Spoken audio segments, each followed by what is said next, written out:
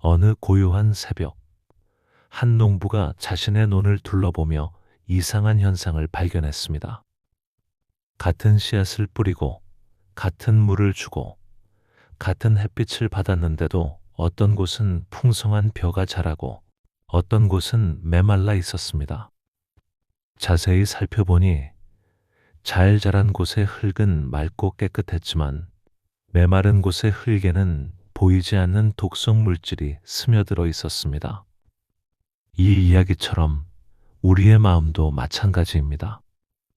복이라는 씨앗은 누구에게나 주어지지만 그 씨앗이 자라날 수 있는 마음의 토양이 오염되어 있다면 결코 싹을 틔울 수 없습니다.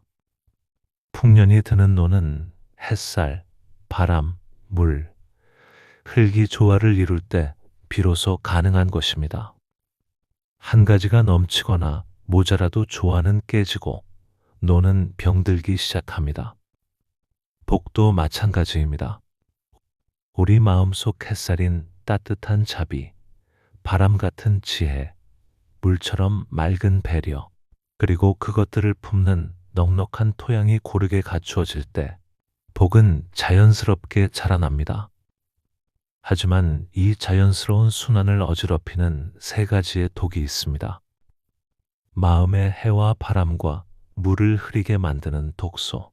그것이 바로 부처님께서 말씀하신 탐욕, 성냄, 어리석음입니다. 부처님께서는 이미 2500년 전에 인간의 마음을 괴롭히고 행복을 가로막는 근본적인 원인을 명확히 밝혀주셨습니다. 탐욕과 성냄, 그리고 어리석음. 이 세 가지는 마치 보이지 않는 독처럼 우리의 마음 깊숙이 스며들어 진정한 평안과 행복을 막아서는 장벽이 됩니다. 많은 분들이 나이가 들수록 이런 의문을 품으십니다. 왜 열심히 살았는데도 마음이 편하지 않을까? 왜 가진 것이 많아졌는데도 만족스럽지 않을까? 왜 좋은 일을 해도 마음 한편이 무거울까? 이 모든 질문의 답이 바로 오늘 우리가 살펴볼 세 가지 독 안에 숨어 있습니다. 첫 번째 독, 탐욕에 대해 깊이 들여다보겠습니다. 탐욕이라고 하면 많은 분들이 나는 별로 욕심이 없는데 라고 생각하실 수 있습니다. 하지만 탐욕은 단순히 돈이나 물질에 대한 욕심만을 의미하지 않습니다. 더 인정받고 싶은 마음, 더 사랑받고 싶은 마음, 더 건강하고 싶은 마음, 심지어 더 깨달음을 얻고 싶은 마음까지도 탐욕의 범주에 들어갑니다. 탐욕의 가장 큰 특징은 끝이 없다는 것입니다.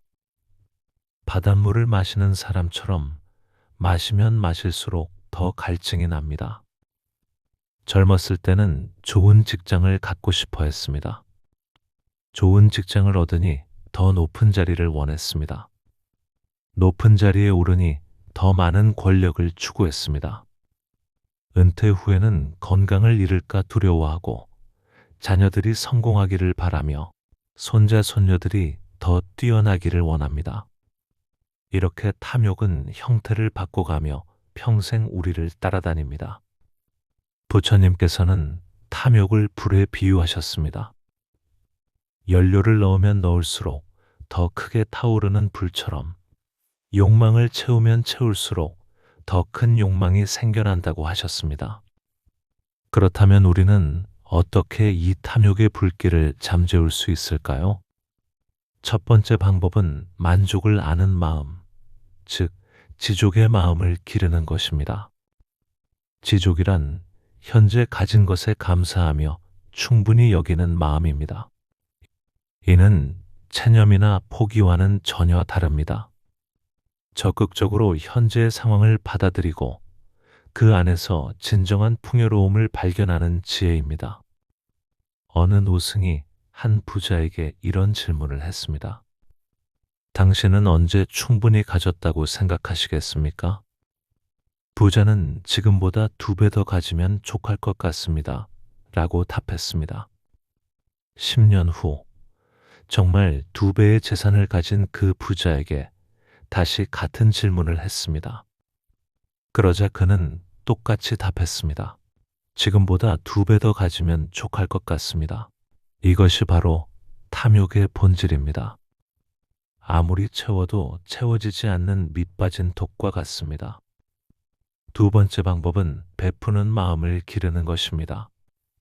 탐욕은 움켜쥐려는 마음에서 나옵니다. 반대로 베푸는 마음은 놓아주는 마음에서 나옵니다. 놓아줄 때 우리는 비로소 탐욕의 굴레에서 벗어날 수 있습니다. 베풀미라고 해서 반드시 큰 것을 주어야 하는 것은 아닙니다. 따뜻한 미소 하나, 진심 어린 위로 한마디, 상대방의 말을 끝까지 들어주는 것도 모두 베품입니다. 이제 두 번째 독인 성냄에 대해 살펴보겠습니다. 성냄은 우리 마음의 평화를 단숨에 파괴하는 가장 무서운 독입니다. 화가 날 때 우리의 마음 상태를 떠올려 보십시오. 평상시의 지혜도, 자비도, 모든 좋은 마음이 순식간에 사라져버립니다. 마치 맑은 호수에 진흙을 던진 것처럼 모든 것이 탁해집니다. 성냄의 무서운 점은 전염성이 매우 강하다는 것입니다. 한 사람이 화를 내면 주변 사람들도 따라서 마음이 거칠어집니다. 가정에서 한 사람이 화를 내면 온 집안의 분위기가 얼어붙습니다. 직장에서도 사회에서도 마찬가지입니다. 성냄은 개인의 문제가 아니라 공동체 전체를 병들게 하는 바이러스와 같습니다. 그런데 여기서 중요한 것은 성냄과 정의로운 분노를 구별하는 것입니다. 잘못된 것을 보고 바로잡고자 하는 마음은 성냄이 아닙니다. 성냄은 자기 중심적인 감정에서 나오는 반면 정의로운 분노는 공공의 선을 위한 마음에서 나옵니다. 성냄은 파괴적이지만 정의로운 분노는 건설적입니다. 부처님께서는 성냄을 다스리는 방법으로 인욕을 말씀하셨습니다. 인욕이란 단순히 참는 것이 아닙니다. 상황을 있는 그대로 받아들이면서도 그 안에서 지혜로운 대응을 찾는 것입니다. 누군가 우리에게 화를 낼 때 그 사람의 마음 상태를 이해하려고 노력하는 것입니다. 그 사람도 분명 어떤 고통 때문에 화를 내고 있을 것입니다. 한 어머니가 치매에 걸린 시어머니를 모시고 있었습니다. 시어머니는 매일 같은 말을 반복하고 때로는 며느리를 알아보지 못해 화를 내기도 했습니다. 처음에는 답답하고 화가 났지만 어느 날 깨달았습니다. 시어머니의 화와 혼란은 시어머니 자신이 가장 고통스러워하는 것이라는 사실을 말입니다. 그 순간부터 며느리의 마음에는 화 대신 연민이 자리 잡았습니다. 이것이 바로 인욕의 지혜입니다. 성냄을 다스리는 또 다른 방법은 자비 명상을 하는 것입니다. 먼저 자기 자신에게 자비를 보내십시오. 내가 행복하기를 바랍니다. 내가 평안하기를 바랍니다.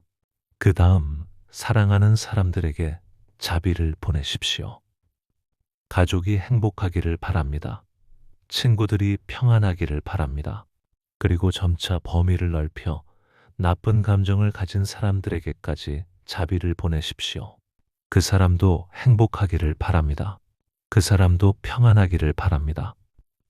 처음에는 어색하고 억지스러울 수 있습니다.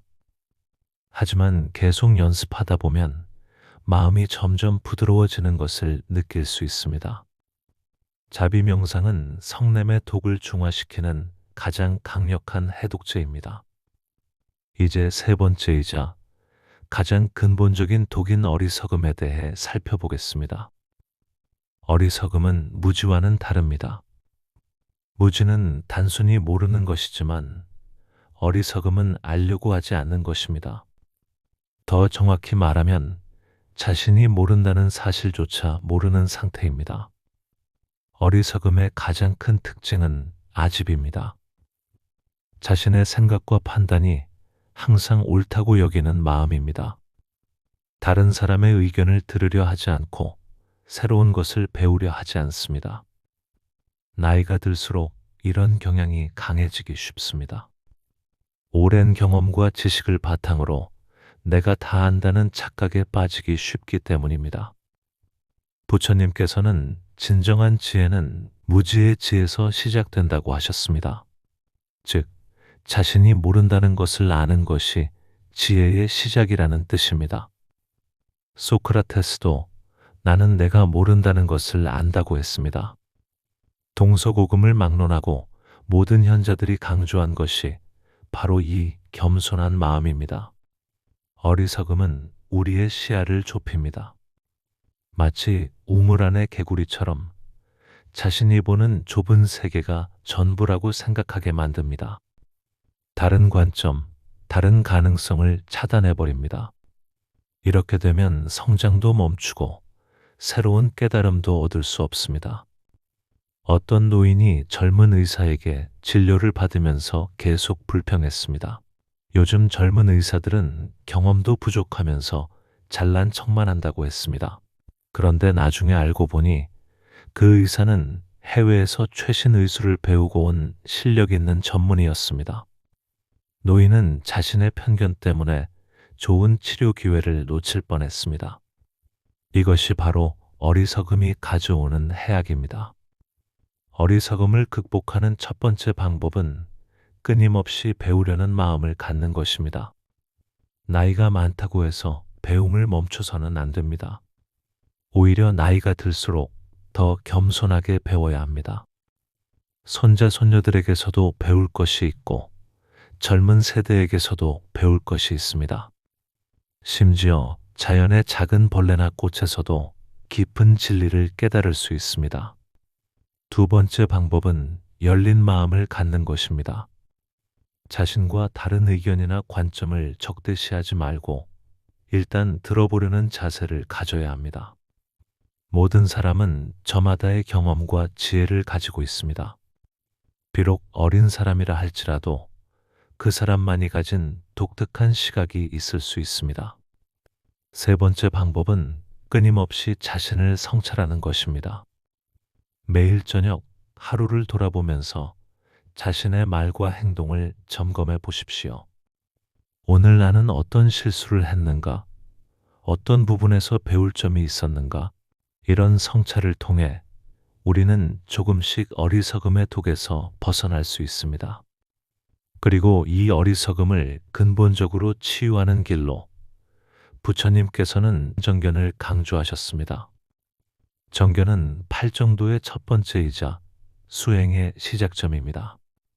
삶을 올바르게 바라보는 견해가 없다면 아무리 열심히 노력해도 방향이 엇나가기 쉽기 때문입니다.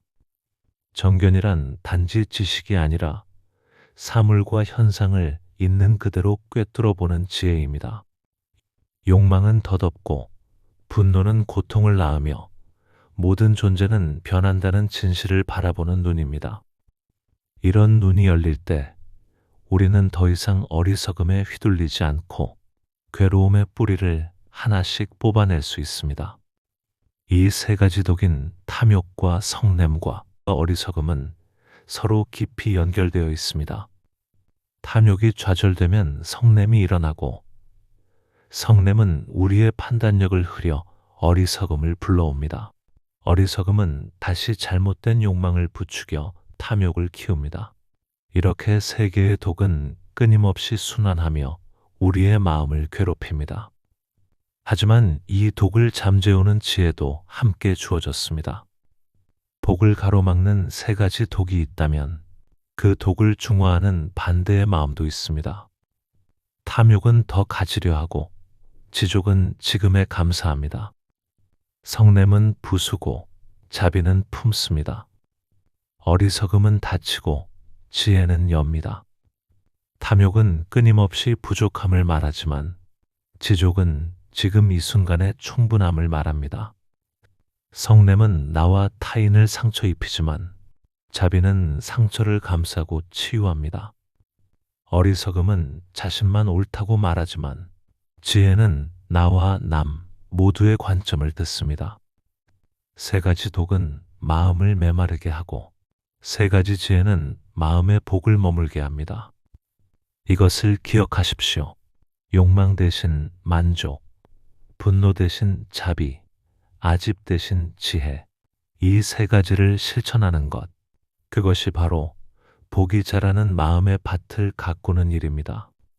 이 세 가지 독을 하나씩 차근차근 다스려 나가면 우리의 마음은 점점 맑아집니다.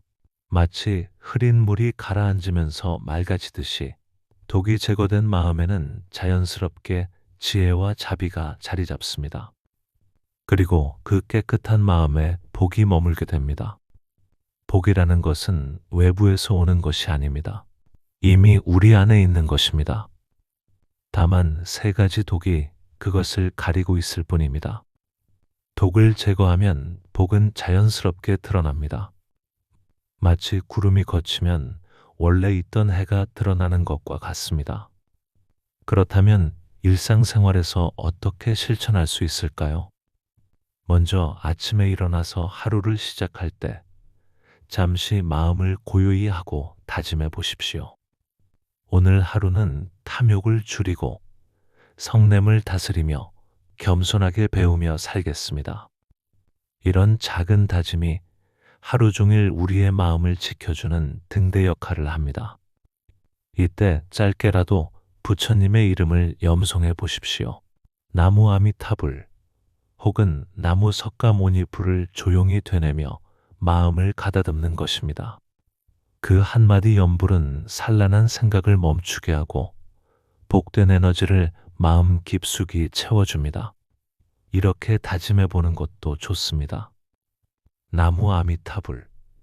오늘도 자비로운 마음으로 살겠습니다. 나무 석가모니불. 지혜롭고 고요한 하루가 되길 바랍니다. 짧은 기도 한 줄, 염불 한마디가 우리의 하루를 가꾸는 마음의 향불이 되어줄 것입니다. 식사할 때도 기회가 됩니다. 음식에 감사하며 적당히 드시십시오. 더 맛있는 것, 더 많은 것을 원하는 탐욕의 마음이 일어나면 잠시 멈추고 지금 먹고 있는 음식의 소중함을 느껴보십시오. 다른 사람과 대화할 때는 상대방의 말을 끝까지 들어보십시오. 중간에 끼어들어 자신의 의견을 말하고 싶은 마음이 들더라도 참고 들어보십시오. 그 사람의 이야기 속에 분명 배울 점이 있을 것입니다.